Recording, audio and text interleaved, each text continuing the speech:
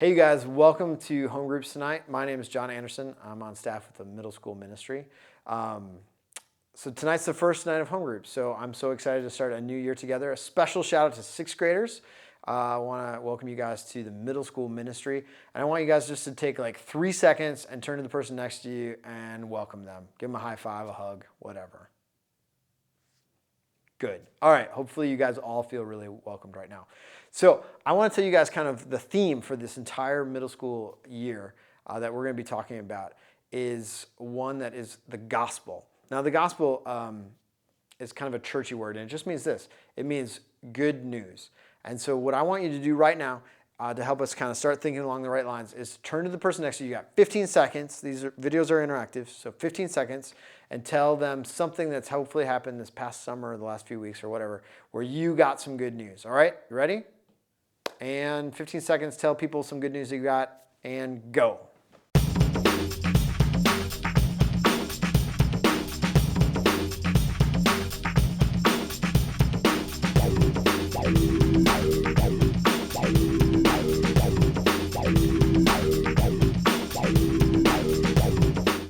All right, hey you guys, welcome back. I wish I was there with you so I could hear some of your answers, but I can't. So let me tell you guys a little bit about some good news that I got just about a year ago from now. Just about a year from now, I think actually about a week from now, last year, I got some good news that we were having our second child, our little girl named Charlotte. And here's a picture of her. Oh, she's too young for you guys to date, so back off. All right, so Charlotte is our second kid, and being a parent is really awesome. It's really challenging, and it's really awesome. And you don't really care about that because you're not parents yet. But that was some great news. But what we're talking about this year is not any of the things that you talked about, nor me having kids. What we're talking about is the gospel, and this is the good news of Jesus Christ and his death and resurrection. And because of that, this opportunity that every single person has to have a new life in Christ. And now that is just like a loaded churchy thing to say, right? And probably when you hear that, you might not think like, wow, that is the best news I have ever heard. That is way better than getting an Xbox. I take it all back. I want to hear more about that. So our hope is to both kind of have you guys experience and learn more about how this is truly good news. And we really believe that if we understand this great news, that this could actually change everything. It changes everything about who we are and how we live our lives. Now, to really understand this good news, we got to talk about the story of the Bible. So that's what we're going to start tonight, is the very beginning. And we're going to go through the next weeks of the story of the Bible. And so we're going to start right at the beginning. So if actually it's going to be up on the screen. You can just kind of follow along. I'm going to read these words. And then actually when you break into your small groups, you're going to read the story one more time to help you guys hopefully kind of get all that you can out of the story. So here we go. Genesis 1.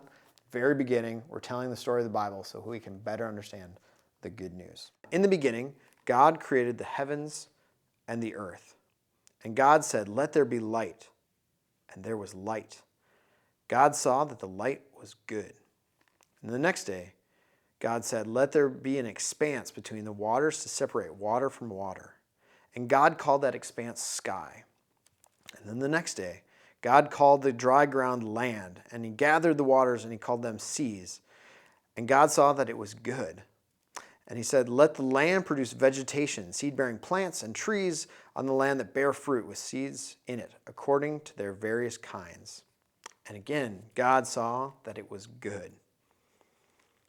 And then God made two great lights, the greater light to govern the day, and the lesser light to govern the night. He also made the stars. And again, God saw that it was good. So God created the great creatures of the sea and every living and moving thing with which the water teems, according to their kinds, and every winged bird according to its kind. And God saw that it was good. God made the wild animals according to their kinds, the livestock according to their kinds, and all the creatures that move along the ground according to their kinds. And again, God saw that it was good. Then God said, "Let us make man in our image, in our likeness." So God created man in his own image. In the image of God, he created him, male and female. He created them.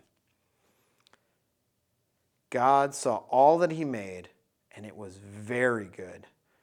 And there was evening, and there was morning of the sixth day. And on the seventh day, he rested.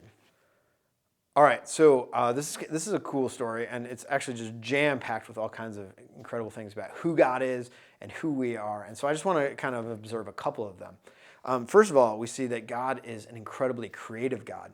And just if you kind of walk outside and look up at the sky, or even like look at the palm of your hand, this is one of my favorite things, and you just like, you start to see your fingerprints and the different wrinkles in your hand, or you can see the blood veins in there. You just realize, like, man, whoever created this is incredibly creative.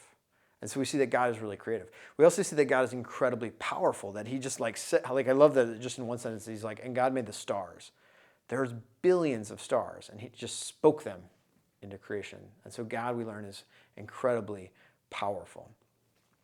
And then another thing we learn is that God is really good. In fact, not only is he good, but his creation is good. And this is kind of where I want to close out and finish up with a couple thoughts about this.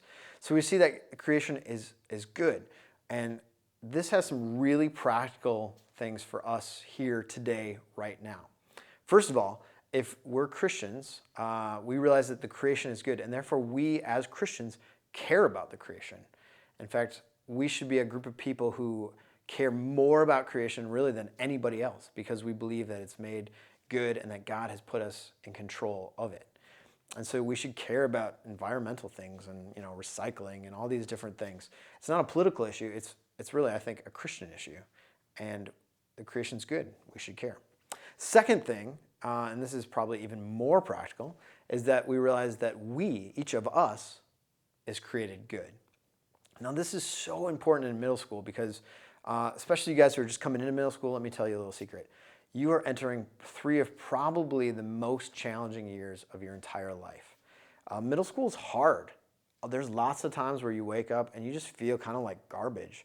Or you go to school and somebody picks on you, or like somebody who you thought was your friend calls you a jerk, or is gossiping behind your back, or you have a boyfriend for like 8 minutes and you break up and it's very traumatic.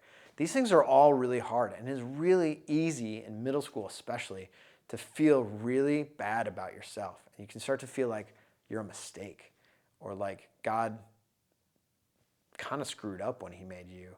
And if we're really honest, we can feel kind of like we're trash or we're garbage. And this passage goes directly against this. This says that you are a creation of God, that you are valuable, and that you are God's workmanship. In fact, somewhere else it talks about how you're like God's artwork, like he's created you specifically to be you. And that's awesome. That says that you are good, you're valuable.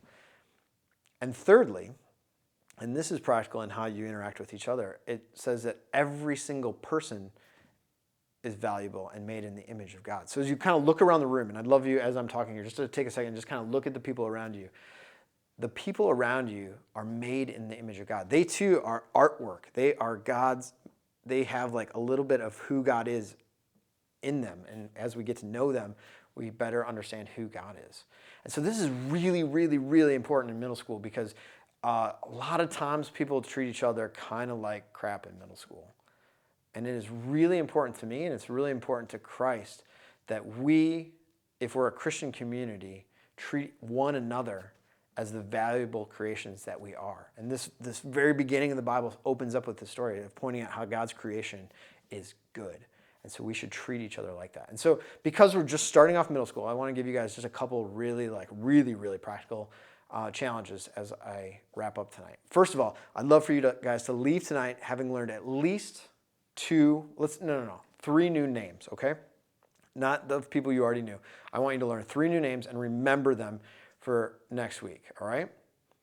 And then I want to finish with just one kind of silly thing, and we've kind of done this sort of thing before. But I just want you to turn to the person next to you and be like, you are so valuable, all right? It might feel a little cheesy, but it's true, right? So just take a second, do it right now. 8th grade boys, you too.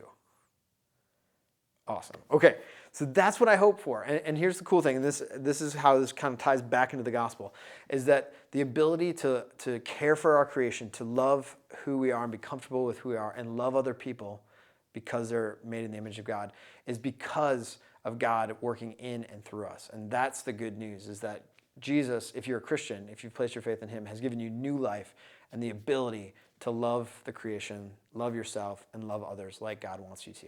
And if we do that, we become the kind of community that when people see that, it's different in a really good way and people want to be part of it. And so that's my hope and prayer for all of us this year. As we start a new year of home groups, that we would be different groups that are just like that. As when people see it, they're like, wow, they really care for one another, and they're really comfortable with who they are. So I hope you guys have a great night, a great year, and I'll see you guys soon.